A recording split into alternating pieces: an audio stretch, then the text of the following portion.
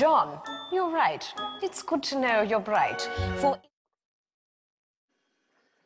Good evening, everybody, and welcome to a Yamim Noraim Less Ordinary, the latest in a diverse series of events organised online by Golders Green Synagogue. Last time I was invited to contribute to one of these programmes, I was introduced as Richard Verber, the first husband of Dunstan Road. I'm pleased to say that is still the case. Tonight, though, I feel like a poor man's Joel Clark, having watched so many of his effortless performances since lockdown. He has entrusted me with steering the ship tonight, and I will do my best not to crash it on the rocks. Fear not, he is with us. He's behind the scenes, pulling the strings as ever, and he'll be playing us some music throughout the evening. It allows me the opportunity to thank him for all of his hard work on the online programme, and indeed to our chair, Naomi, our treasurer, Adam, and all the volunteers who have worked so hard to prepare us for the Yamim Noraim. None of them are paid, all of them are busy, and their service to our community is outstanding. The same, of course, is true for my guests this evening. Now, I don't know what the collective noun for rabbis and rebbitzins is, perhaps a rabble, but I'm honoured to introduce four people who, of course, need very little introduction. Our senior rabbinic couple, Rabbi Belovsky and Vicky, and our community, Rabbi Rebbitzin, Rabbi Sam and Rebbitzin Fromson. Good evening to you all. Now, tonight has been billed as an evening of reflections, ideas, memories, and music. And with that in mind, I'm going to split our conversation loosely into two. We'll be asking our panel to reflect on Yamim Noraim from the past and to share with us some highlights and stories from their childhood. But let's begin with the present. This will be a Rosh Hashanah and Yom Kippur like no other. How many of us thought back at Pesach that we would still be so far from normality come Rosh Hashanah? So, Rabbi Belovsky, if I may, let me start with you. How do you feel as we approach a Yamim Noraim season that will be like no other? Good evening. It's a lovely idea to have a chance to have a chat with those interested. It feels quite intimate, even though we're all once again looking at screens. Richard, you said that who could imagine that we'd still be so far from normality? And you're quite right. It's very far from normality. But I think we shouldn't disregard the fact that at Pesach, absolutely everything was closed. We could scarcely go out. There were no public gatherings of any sort. The notion of a service where you could come together and at least have something which was familiar was completely out of the question. And although there have been restrictions imposed in the last few days that we have to observe but would rather not, we are very far along the route to a return of some sort, even though we're still quite far from a normality. So I think we should be very grateful for that and not put everything in the same box. Pesach and Rosh Hashanah really don't look the same at all. So it's first to kind of be grateful for that. We should be very grateful for that, and that there are many things we can do, even while there are still some that we can't. I must say that until a few weeks ago, I was, dreading is not the right word, apprehensive perhaps about what this was going to be like. I had no idea how many people would be interested in attending. I had no idea really what we'd be able to do. And of course, all the options are open, which means there could still be a lockdown, although we, please God, we hope very much that won't happen. And exactly what restrictions there would be, what level of interest, what was unclear. And I suppose thinking about what it might look like to be in a shul, distant from each other, not able to shake hands, not able to hug, not able to see many of the people who would love to be there but simply can't come, who would love to be there.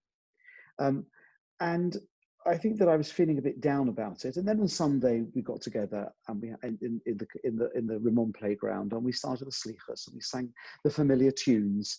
And then for some reason I felt that everything changed this morning, that it felt really very positive. I don't know quite why. I think it was it's not people smiling at each other, because even when you smile you can't see because everyone's wearing a face covering. But I came out to shul singing this morning feeling quite upbeat about everything. It might have been your dog picture mask, which is called Sun Entertainment, Richard, but I think that I felt more upbeat about it, and I had my final run through of the davening this morning at home, and I feel that I kind of in the mood. I don't know what it's going to be like. I have a sense that it will feel a little more normal than we'd expected.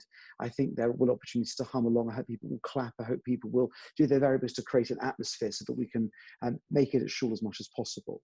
What bothers me most of all is the number of people who would love to come but are not able, who are going to be stuck at home either because they're shielding because of anxiety, health problems, recommendations from their medical practitioners, or because we've done our very best. And absolute hats off to Sam and Hadassah and to many others for doing the very best we can with quite severe restrictions in terms of family and children programming, which has had to change radically in the last week. But that still means that families can't really come together very easily. It will not be possible to bring small children to shul, and that means that one will have to stay at home while the other comes. And I feel very, very sorry for people in that situation. And I hope we'll speak about it further on. A sense that all of those who are able to come to shul should very much have those people in terms of their tefillah, in terms of their sense of communality, who is part of this. When we are davening all together, we often mention this just before Kol Nidre, and those people who would so dearly love to be there but can't are all in our thoughts together. And I'm also hoping, and I might even mention this in my drosha, that all those people at home who have a particular merit to be able to daven alone in a special way on Yom Tov, even though it's not what they would like to do, will include all of us in their prayers too. So I'm feeling a little tension, but overall from this morning, quite positive.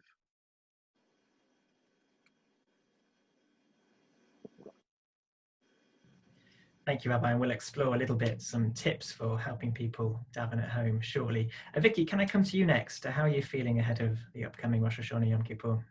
I'm feeling quite emotional because, every year you stand there and you look at what the tefillahs say, and it says, basically who's going to be here this time next year. And there've unfortunately quite a few people in the last couple of weeks, there's been some kind of, I'm not sure whether to call it a pre-Yom Tov clear up, but unfortunately a lot of people have passed away in the last few weeks.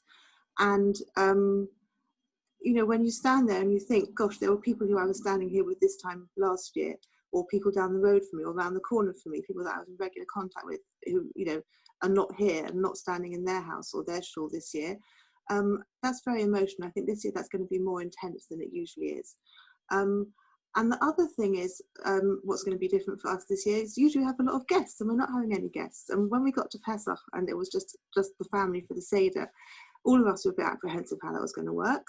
And it was lovely. And we've had a whole run of Shabbos, just the family, which has also been, I hesitate to say it's unexpectedly nice, but it's had a sort of holiday feel because that's usually the only time we do that. So we're going into Rosh Hashanah again with, just the family. And someone said, so it'll be lovely for you to spend, quiet time with your family. And I thought, if you think this is going to be quiet time, you don't know my family. So that's the two things, that the lack of guests, which we're missing and enjoying at the same time, and the intensity of the prayers when we think about, who isn't here to join with us this year. Thank you. Have you enjoyed any part of the lockdown that it's just been your family? I mean, you have such a large family. I loved it. I'm very antisocial. I've loved it. It's something we hear across different rabbis and rabbis in the United Synagogue, that Shabbat is normally their busiest day working. Of course, we don't work on Shabbat, but for them it's different, and actually it's allowed a bit of family time. Thank you, Vicky. We'll hear more from you shortly. Let's go to the Fromsons. Interested in some opening thoughts from you both. Hello there on the couch. Rabbi Fromson, can I start with you? How are you feeling ahead of Rosh Hashanah Yom Kippur? How am I feeling? A bit scatty, uncertain, lots of things going on.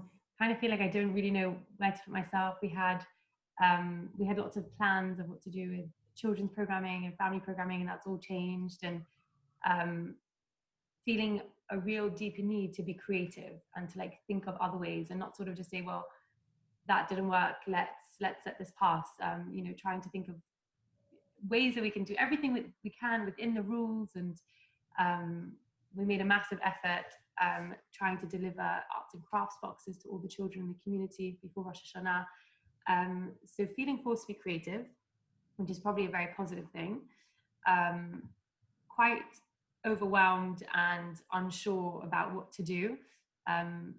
Quite literally in that, I don't know what I'm making of Chag, because I was thinking we were going to have lots of people, and now I feel like, well, should I really put in all that effort of cooking just for us? Silly things like that.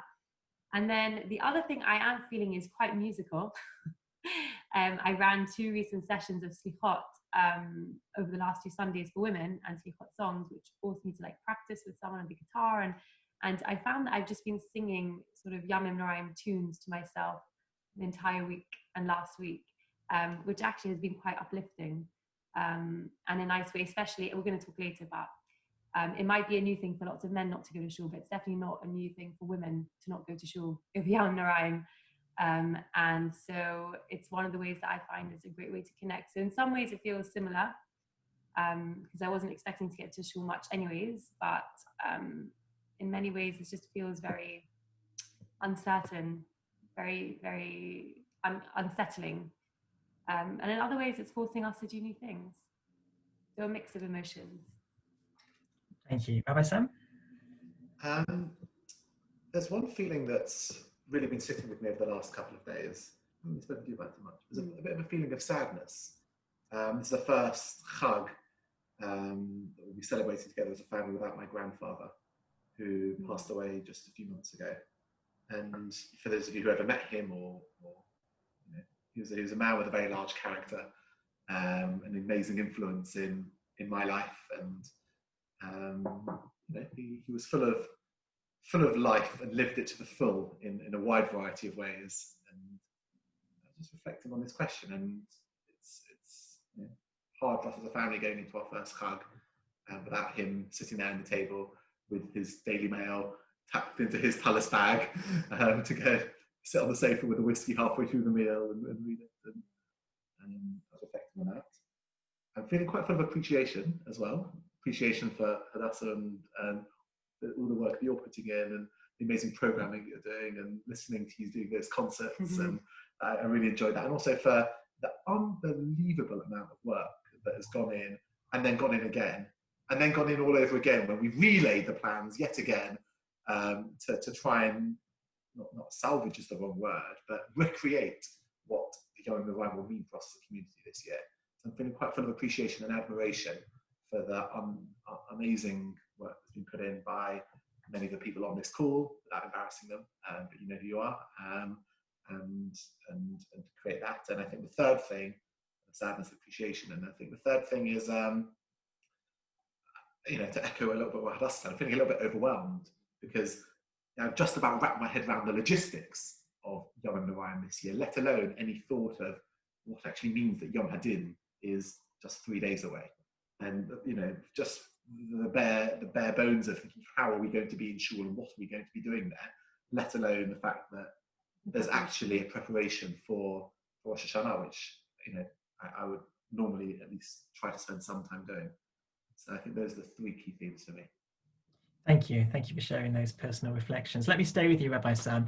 Music is a big part of your family, I know, and for many Dunstan Roners, the evocative tunes of Rosh Hashanah and Yom Kippur are something that really gives us chizuk, gives us strength throughout the year. Each of our guests tonight has been asked to share a piece of music that means something to them. So Rabbi Sam, can I ask you to introduce your piece of music? So this is Hanasham Allah, which is part of the Slichot. We say it every single morning leading up to Yom Kippur, and it's a tune by Eitan Katz. Eitan Katz is a musician. I had the privilege of, when I was in yeshiva, he would run the first night of Slichot for us in yeshiva on our balcony, looking out over the Kotel, and it would be like an incredible concert with him leading the tefillah at midnight with a band behind him, and that was always, I think, the highlight of the build-up to Rosh Hashanah, was that kind of kick-off of Slichot with this tune. And so whenever I hear particularly this melody, and many of the tunes of Slichot, it really takes me back to being on the balcony of my yeshiva, looking out over the Kotel, with a full you know, cohort of people singing together. And this tune, this Hanasham Allah, the soul belongs to you, God, is a very powerful one for me, and really evokes those feelings of preparation for Rosh Hashanah and Yom Kippur.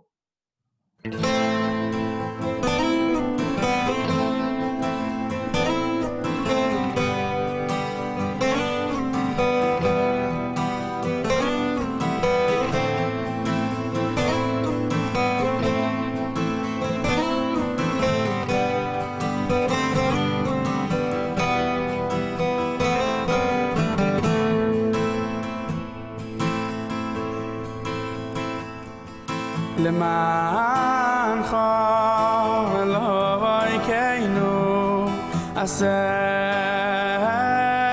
ולא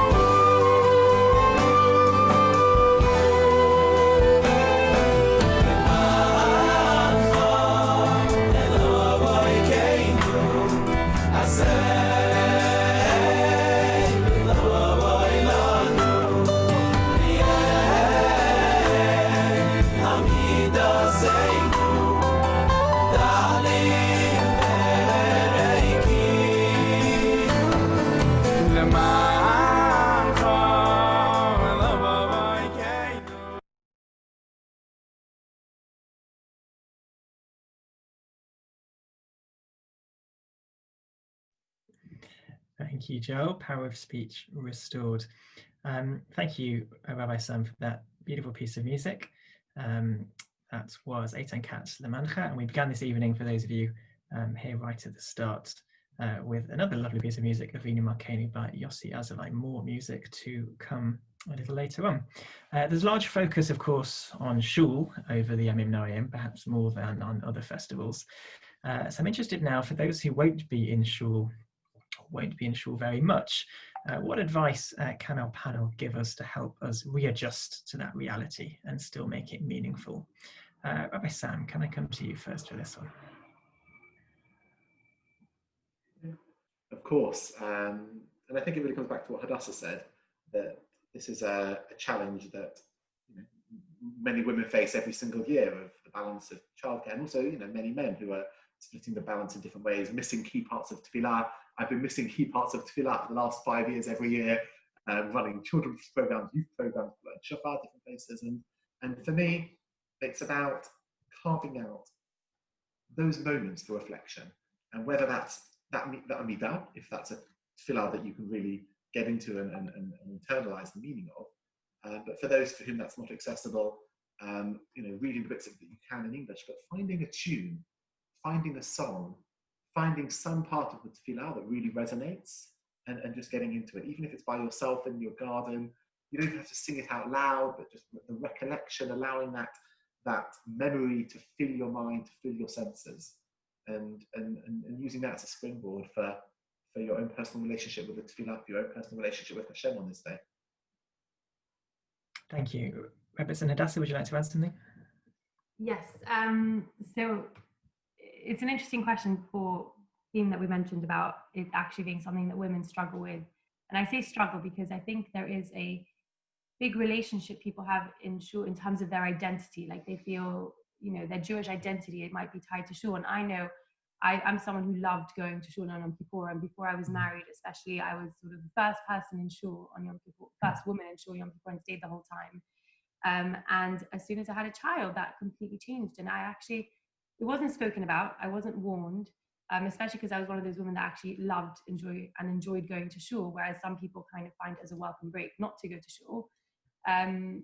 It's a real struggle of faith, I think, that many women have, and they have to sort of readjust what davening means to them and what spirituality and inspiration means to them. Of course, there's something so deeply powerful about singing, with hundreds of people, or singing at the top of their lungs, and that is an incredibly uplifting experience. And it's definitely much harder to do that just in snippets when you have time at home, and then you have children pulling at your legs, and it's something that I actually recalled 2 years ago, walking to the park from shul after service and coming across someone, one of our community members who was walking with her child, who actually, I said, "How are you doing?" She's like, "Yeah, I feel bad I'm not going to shul." And basically she burst out crying because she was really harboring this guilt of not being able to feel spiritual on this day. And we talked about it. And I think there is something to be said about keeping shul as your only source of feeling spiritual through prayer. It's an incredibly important source, but I think there can be something negative if sort of you think the only place I can daven is shul, and the only place I can feel spiritual is in shul, and the only place I can feel like I have a community is in shul, when shul is one way to do that. And actually there's something about learning how to do that on your own at home, and not even, it's important to use the words. I think there's something very powerful about using the words that, are said throughout the world by this, different people and over centuries, but also finding your own words in prayer and having flexibility and spontaneity. And so things that I've learned, I'm still very much struggling with this issue, and I think it's something that I will for many, many years, and I think it's something that many women do. And again, it's a very unspoken thing, and I think going forward it's something, especially since men have had this experience now, I think it's something that really we should think about as a community. But the thing that I've noticed is, picking the prayers that really mean a lot to you, enjoying reading the translation, because sometimes in shul you're enjoying singing it out loud or speaking it loud, but you don't actually know what it's saying, and the words are supposed to evoke something in you. They're written beautifully, and if you take the time to really think about them and meditate upon them, it can be quite meaningful. I would also pick some interesting things to read, not necessarily prayer, but like things that to do with the theme of the day, books. If you're shorter books, you can go to the bookshops or the Jewish bookshops, or even, something just that will evoke you thinking about something. I'd also, especially on Rosh Hashanah, it goes with the theme of, God being the king of the universe. Really go out and, especially if you have children, go out for a walk and notice, how is God king of the universe? Like, let's look at nature and let's look at plants. And this is almost the foundation of our religion, right? How did Abraham discover Hashem? Through looking at the world, looking at nature, and realizing there is a God. And I think there's something deeply powerful about about recognizing, it first of all taps into one of the main themes of Rosh Hashanah, which is Malchut, or kingship, but it's almost allowing us to, I think there's something, if we think of positives that come from this period of time, I think there is definitely something positive about people learning how to, I hope this doesn't sound in a negative way, but really own and take responsibility for their relationship with God, and not just leave it to shul or to the chazan, or sign it kind of just a checklist. Like, I've gone to shul, I've done my duty, that's it, but really experience it. And this forces people to have to create that. And I remember, so with this lady that burst out crying, the thing that helped her that we were talking about was when we said, well, for some people their duty on Yom Kippur is to, stand in shul and pray. And I remember Rabbi Belovsky also telling me this when I was asking about fasting when I was pregnant. And he said, your job on Yom Kippur is to just stay in bed and fast. Like, don't try to do other things. And for people who have children at home, your job is to ensure that your children are happy and looked after and taken care of. And this is a meaningful day to them. And that is your duty. And I think that's what helped her. And that's what helps me, thinking like, it's not like I'm trying to battle between going to shul and feeling guilty and doing it and looking after my children, but rather this is my core duty today. Thank you very much. Let me move on to the Belovskis. Vicky, for people that are perhaps not used to davening without the presence of a kehillah, without a congregation, what practical tips can you offer us to stay engaged and focused? Okay, so pretty much the same as a lot of what I was going to say Hadass has already said. I was going to say, make sure you've got plenty of reading material, print out, there's loads of stuff online, print out some of the stuff that's online, find a book, make sure you have plenty of things to read. You can enjoy, if you're davening by yourself, you haven't got to do it at the same speed as anybody else. So if you normally find that you're still going and the chazan started again, you don't have to worry about that. You can say it as slowly as you like. You can look back and forth between the Hebrew and the English, make sure you know what you're saying. You can sing it out loud. You can choose whatever tune you like. It has not someone else's choice of tune, but your choice of tune. Doesn't matter if you can't sing, no one else can hear you. So, there are certain advantages to it from that point of view. In terms of lots of women doing this, yes, lots of women do this every year. And if you go on any kind of From Mother's group or website or whatever, it will say to you, again, exactly what Hadassah said, that this is your job this year. Your job this year is to look after your kids, because that's what you're supposed to be doing. And, fit your prayers in around looking after the kids. Or if you're not well, or you're shielding, whatever, then that is the position that you're in some way meant to be in this year. And you shouldn't feel in any way that this is a sort of a substandard Rosh Hashanah, because this is the Rosh Hashanah that's right for you this year. I think there's plenty of opportunities to read, to sing, to pray, go for a walk. There's shofar happening at different times, so people aren't going to miss out on that. Yeah, that's pretty much the sort of the pointers, which most of which Hadassah already said. Thank you, Rabbi Blofsky. A lot of, I think there's a lot of what I would have thought has been said already. I think that all three have made important contributions. I think that we get a bit caught up necessarily, and we've got to open the machzor and start at the beginning and work our way through it. There are technical requirements, what constitutes tefillah. And some will choose to follow this and some will not. For those who are interested in the details, I've already circulated a list. But I think that particularly finding a text that really speaks to you, and that requires some preparation. Most of us would not choose to go to the opera without first reading the libretto to familiarize ourselves, rather than just turn up and hope for the best, particularly when it's in language that's not necessarily our first.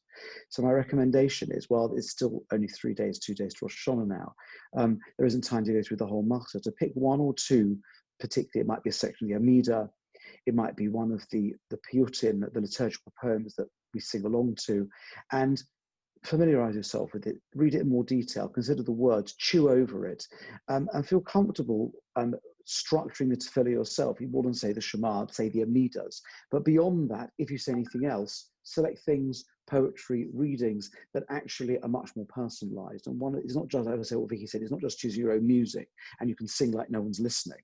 It's also that you can select beyond the very bare bones of what constitutes a halachic prayer. The readings, prayers that you like, sing it in the way you want, read it in the way you want, and effectively construct some kind of bespoke experience, which isn't possible to do within the framework of a formal prayer. I even think that although we don't tend to focus on this, the sort of thing rabbis don't talk about, that the notion of fixed prayer is very important, but I don't know that it was ever actually intended to exclude spontaneous prayer as well. And what happens for people at home is that the balance might shift from a lot of fixed prayer and a little spontaneous to a lot of spontaneous and a little fixed. Let's take some more music now. Rabbi, let's stay with you if you don't mind. Would you tell us what you've chosen and why? Well, I've kind of gone, traditional-ish in terms of 20th century music. That some of the greatest tunes that have gradually become part of our daily, weekly and annual cycle come from Shlomo Carlebach.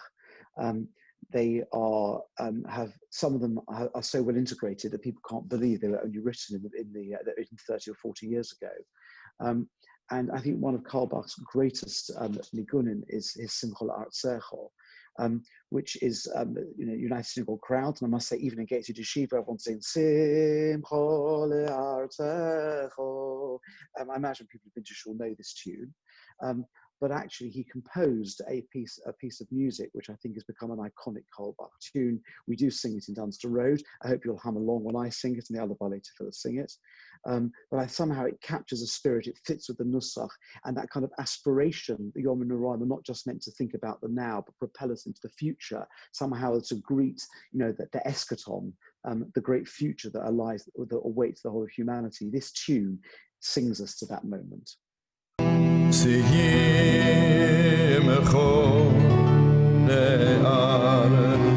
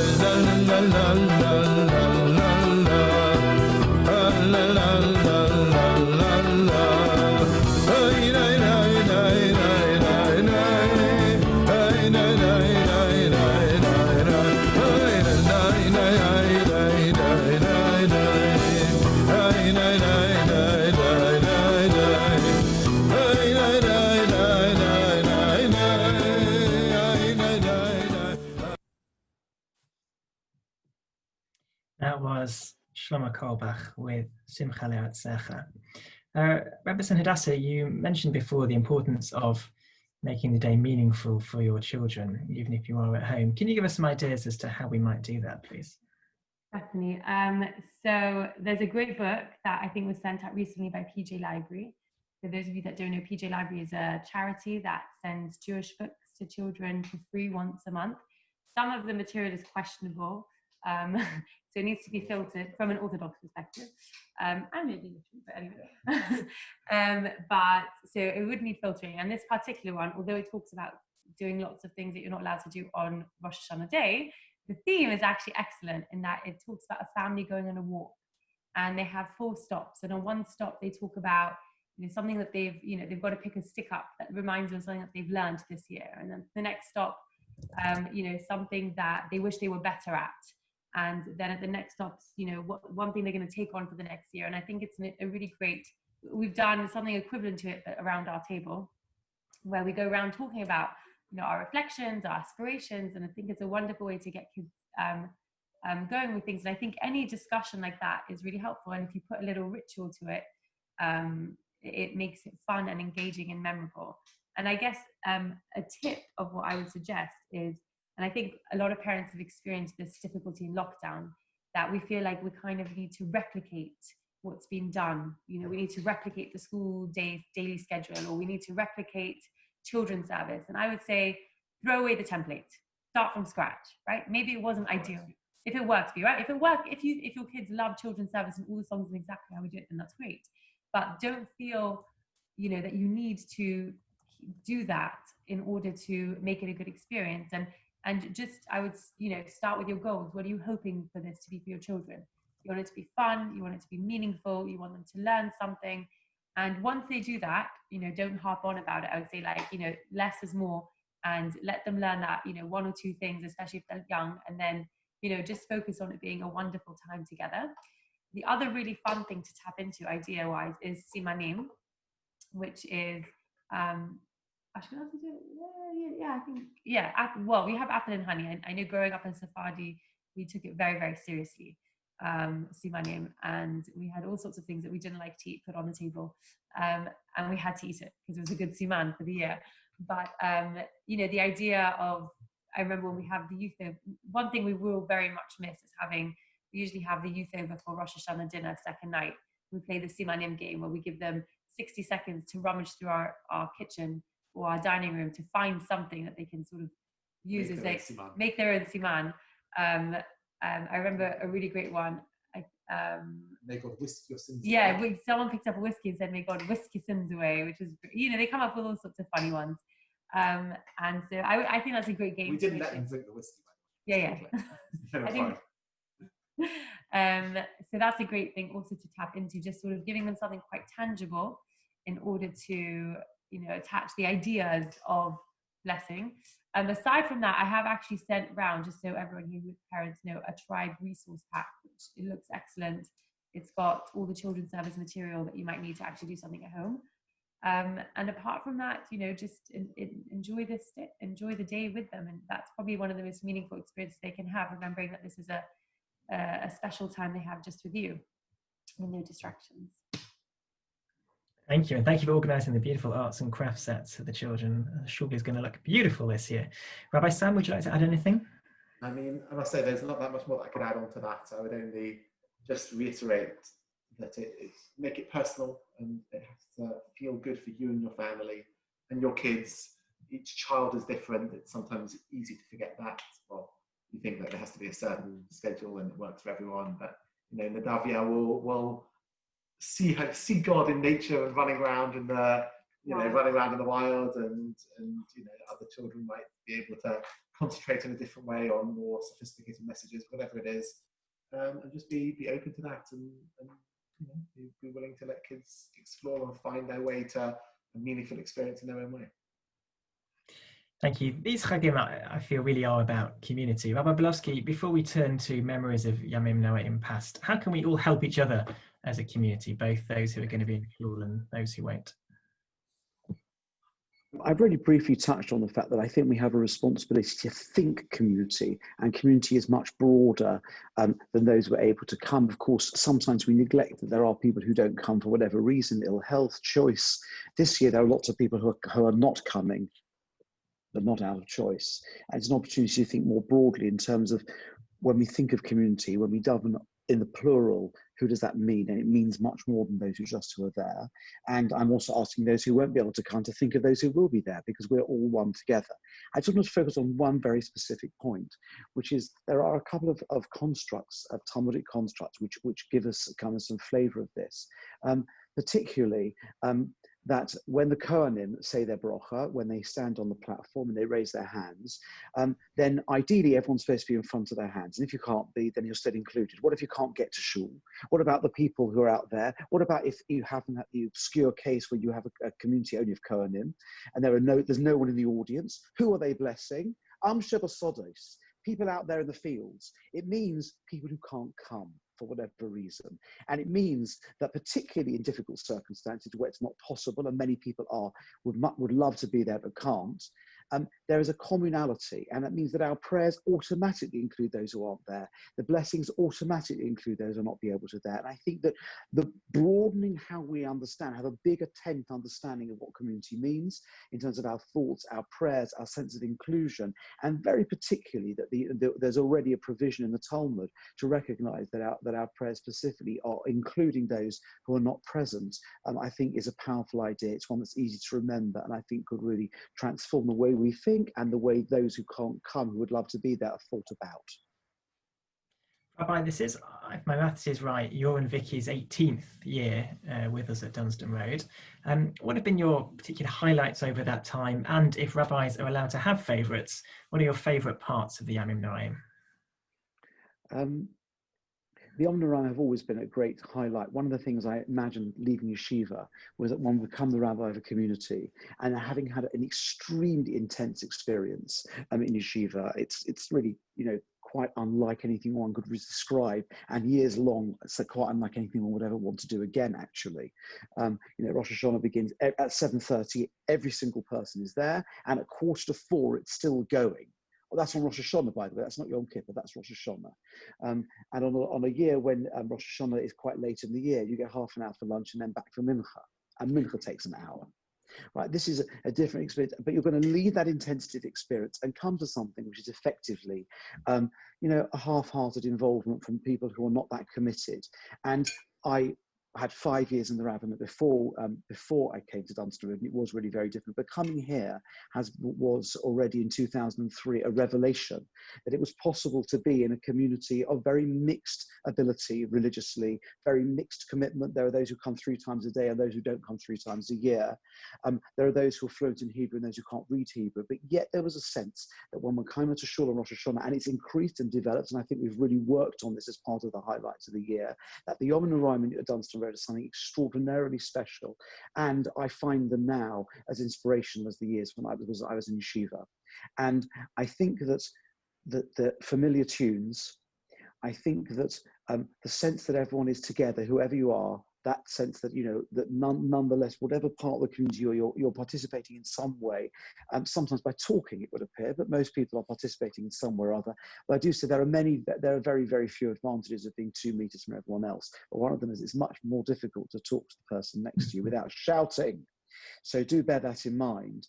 I just want to say one more point, because I realize that others probably want to say something about this, which is that 2 years ago, my Yamim Noraim experience changed profoundly. I've always been the Tokea. I've always been, since I was a teenager. I was the person who blew the shofar in my family shul, and then after yeshiva as a rabbi.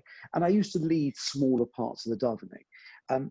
But 2 years ago, I stepped into a larger role in terms of reading tefillah. I became the person who led Ne'ilah, and then now last year, from last year, I became the Baal Musaf.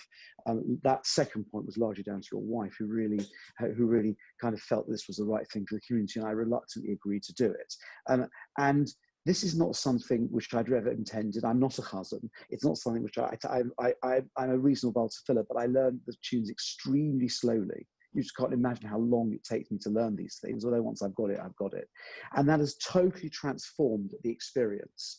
Preparing for Yom Tov means immersing oneself in the liturgy, making sure I understand it, make sure I phrase it correctly, make sure I know the tune. And that preparation is completely different. I mean, it's a special, most of you are not practicing singing Musaf. Why would you? But I've got to lead Musaf, please God, on Shabbos in 3 days' time, and it's got to be good, particularly given the restrictions. And that has completely transformed the whole experience. To know that the sense of dependency, both the shofar give a drosh of, okay, but when you're standing there leading hundreds of people in Ne'ilah, there's a sense of responsibility in terms of preparation, not just on the day, which transforms the experience. It's enough. We wish you hatzlacha. Vicky, any highlights for you over the Yamim Noraim period? A couple of highlights, not to single out anyone in particular who might be watching, but Mincha on Yom Kippur is always the highlight. That moment on Kol Nidre when the chazan stands there and there's this feeling of huge anticipation and sort of awe and trembling, and suddenly he starts and the whole place like sighs with him. That's a remarkable thing. Kol Nidre, you always know what tune it's going to be. Like I was saying before about singing your favourite tunes. Rosh Hashanah, you don't necessarily know what tune it is. I know what tune is going to be for Musaf on the first day because we've been hearing it for the last 6 weeks, and we all feel like we don't actually need to come because we've already done it several times. But there's certain tunes that you get to the point you think, oh, please let him sing this one, and sometimes they do and sometimes they don't. So I think you're going to choose my music next. So this was one of the tunes that I thought, okay, this is one of the tunes that I always really hope this is what the cousin sings. If you're going to play that one next. He's singing it. It's okay. All right.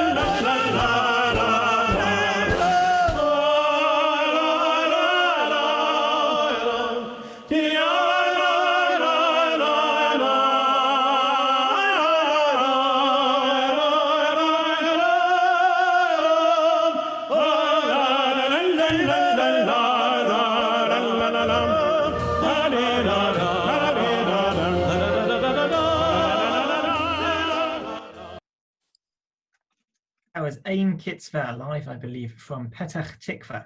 Rabbi Frumston, you've not quite been with us 18 years, but tell us a bit about your reflections since you joined us at Dunstan Road, and perhaps how that's different to your experience so far. It hasn't been 18 years, but it did kind of give me a shock to realise as we passed through Shavuot this year that it's our 5th year with the community. And that kind of gave me a bit of a, like, yeah, wow, this is our 5th Yamim Noraim with the community, and it's a real honour and privilege to be his son. But I think the highlights of Yamim Noraim for me is, and I really echo what Rabbi Belovsky said previously about intense experiences in yeshiva that create a certain ruach and a feeling and a power that comes from, you know, people being on a very similar level and having similar expectations about what it means and a similar level of commitment. But increasingly, and especially over the last couple of years of tefillah and Rabbi Belovsky's davening especially has improved that, I think, of having that atmosphere really in Dunstan Road. And if I had to, I've been constantly surprised as to how uplifting and inspiring I really do find the Yamim Noraim tefillah in shul. And how is it different from what I'm used to, I guess? Well, you know, growing up in Hampstead Garden suburb, we never went to the main shul ever on Yamim Noraim, because that was where, you know, the people who came 3 times a year went. And everyone who davened regularly davened in the overflow. And the overflow was actually always a gorgeous minyan, and not too dissimilar to Dunstan Road. And it was full of all of the people, the regulars, and there was a great atmosphere and a real energy. And my dad was always involved in the tefillah in some way. And this really reminds me of that, actually. So to be honest, having grown up in United Synagogue, grown up in you know, davening in a minyan that was one of the more, you know, serious United Synagogue Yamim Noraim minyanim, this feels actually in some ways beautifully familiar. And I'm constantly impressed and surprised and enthused by the level of participation and the level of commitment and dedication to the integrity of the service and people's concentration and decorum throughout. So actually, it feels very deeply familiar and at the same time really inspiring and wonderful. Representative Hadassah, you didn't grow up in the United Synagogue, I think that's fair to say. And tell us about the contrasts in terms of your childhood, what you were used to and what you have now. Oh my gosh, it's completely different. Starting with, I have no idea any of my way through the Machzor. I don't know the tunes because basically I had 1 year where we were married after going from Sephardi to Ashkenazi, which was really, really, really hard for me, even though I was at Sounds Yeshiva and it was amazing, apparently. It was very, very hard. She still doesn't believe it was amazing. And then came to Dunstan. Then the first year we were back, I was pregnant, and Dan was a scholar rabbi in Muswell Hill, and there was no way I was walking there, heavily pregnant. And then I've had kids, and then I was moved to Golders Green, and I pretty much, when I'm in shul, run children's service. And I even remember 2 years ago, literally crawling around, putting out soft play. Naomi probably remembers, like literally putting out the soft play mats for everyone, like on my knees on Yom Kippur, which was great because people I know really like the soft play. But I actually haven't had so much opportunity to know the davening at Dunstan Road, apart from noticing Rabbi Belovsky bouncing up and down, which is a great sight, and completely different to Sephardi. They would be shocked, horrified to see anyone dancing in shul. Simchat Torah, we basically jingle. What would they make of Guido? And I was going to say, my other favorite thing that I try to do is go to Mincha, like Vicky, to get Guido's davening. It's also the easiest time to get, to leave the kids with someone, with a nanny. Although I don't love leaving, I found it feels weird for me to leave my children with someone who's not Jewish on these very important days instead of me sort of being with them, educating them in any way I can. So it's completely different experiences since moving to Dunstan Road than my childhood, not just because of the Ashkenazi Sephardi divide, but lots of other reasons. And the davening is just very different. So one thing I notice, whereas you have in, I guess, Ashkenazi davening, very few highlights. So you have like songs that are highlights, like they're really amazing and they're beautiful tunes, and then everyone gets very into them. I would say Sephardi, it's much more of a chanting throughout. So it's maybe the songs aren't so tuneful, but you're constantly throughout the entire service chanting together, which personally I like. I know it's not for everyone, but for me, that feels like a strong sense of community when we're just even just saying the words together to a chant. although there are some tunes, and you'll hear one of my favorite later.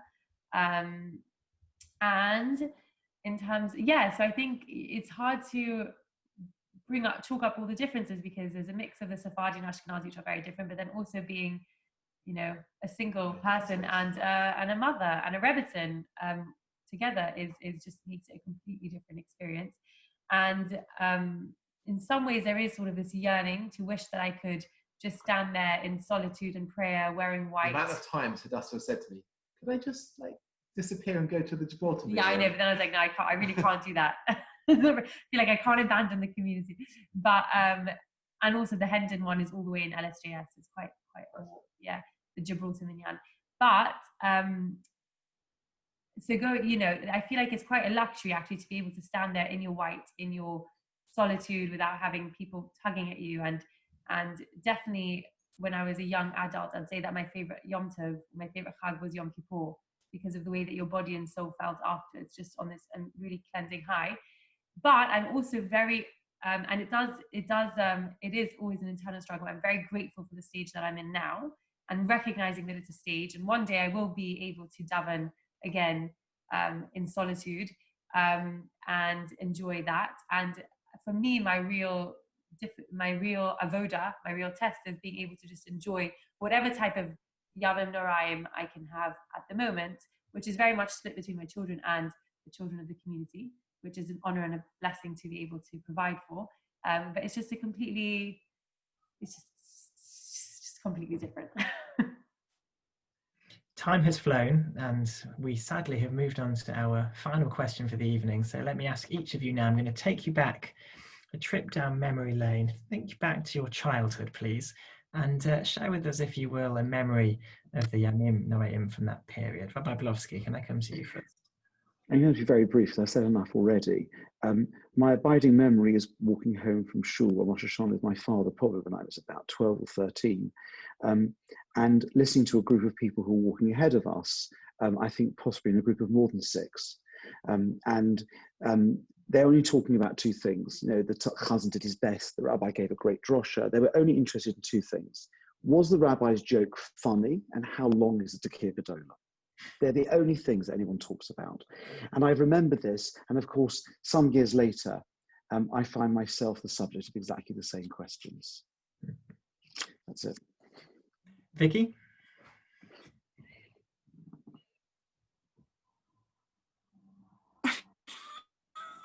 Good point. A very early memory, I must have been, 5 or 6, standing on a chair in the overflow service in Stamel Shul with my father, watching the man blowing the shofar. And this was like the highlight. Look, the man's going to blow the shofar, and I was allowed to stand on the chair to look at him and to see properly so I could hear. And it's always, I love, my kids are now too big to stand on the chair, but I always see you standing on the chair next to them, holding them so they could see, and now watching other people lifting up their kids to stand on the chair so they can also see. That's one of the sort of key memories of Yom Noraim, is watching the man standing on the chair. Rabbi Sam. My job on Yom Noraim was always, as one of the only kids who was there at Anim Zemirot at the beginning, was that I always got to do Anim Zemirot on the morning of Rosh Hashanah Yom Kippur, and that was something that I always really enjoyed, because it was like that feeling of being the special Charlie. My dad was one of the Gabayim there, and I would be the one who got to put on his talit, his white talit, and lead Anim Zemirot. So that's my abiding memory, is being able to lead Anim Zemirot in the morning. Rebetz and Hadassah. So my strongest memories as a child is going to sit in the women's balcony in our shul Shar Shamayim in Gibraltar, and we had our little names on the wooden benches, and sitting there and fumbling through the machzor, because the Gibraltarian Nesach is like no other Sephardi one. So there's no siddur that exists with exactly the Gibraltarian Nesach, although I've just heard that they recently made one.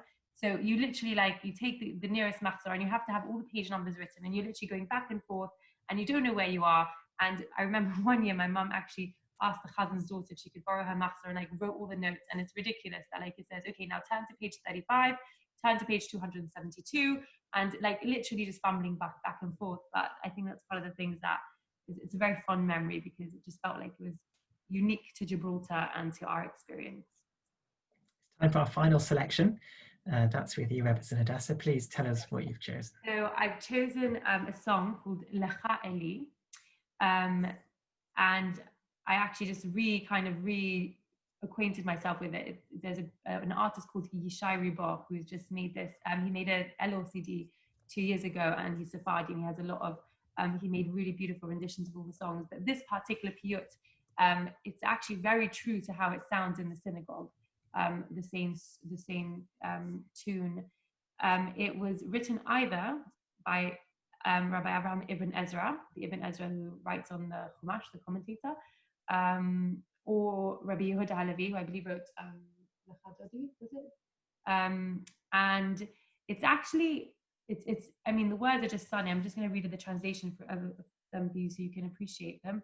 And it's a deathbed confession poem, which sounds a bit, it sounds very dramatic. It is very dramatic, but it's also very poignant, I think, to bring you to where you are on your Yom Kippur. So this piyut is said at the entrance before Kol Nidre. It's the first thing you say in Sephardi tradition as you enter Yom Kippur, and the words are very powerful. It starts with an outpouring of the composer's soul to God, and then goes into the confession, then talks about sort of the need for forgiveness and then coming to God, like, you know, God coming to the deathbed and bringing the soul away. So I've just picked out a few paragraphs to read out to you the translation. To you, my God, is my desire, my fervent yearning. On you are focused my longing and my love. To you are my mind and emotions. To you belong my spirit and soul. To you I shall ever moan. I shall not be silent until you illuminate my gloom. Yours is victory, and in you alone I will rely, for it is you who are mighty. To you I shall cry out, and to you I shall cleave, until I return to the dust of the earth. I am yours while I live, and even after my death. What am I, and what is my life? What is my strength and my power? I am like wind-blown straw, so easily driven about. How can you then recall in judgment my errors? My soul is my portion. It is God. He is my heritage. Please gather up my iniquities in your kindness on my day of gathering. And every single one of these verses are references to passages across the Tanakh, across the Gemara, and it's just very, very beautiful and powerful. A beautiful choice. Thank you, Rebbe and Hadassah. All that's left now is for me to thank our panelists, to thank Rabbi Pavlovsky, to thank Vicky, to thank Rabbi Sam, to thank Rebbe and Hadassah, to wish them much haslacha, much chizuk, much luck, much strength for what I know is the busiest season to be a rabbi or a rebbe, and we wish you all well. We'll be supporting you from the sidelines, whether in shul or not. Big thank you to Joel for putting this together and for playing the music behind the scenes. And we're going to finish. He's had a couple of mentions already, but everyone's favourite Baal Mincha, Guido, has chosen what I think is my Yom Kippur favourite. So thank you, Guido. This, to finish the evening, is Mary Cohen.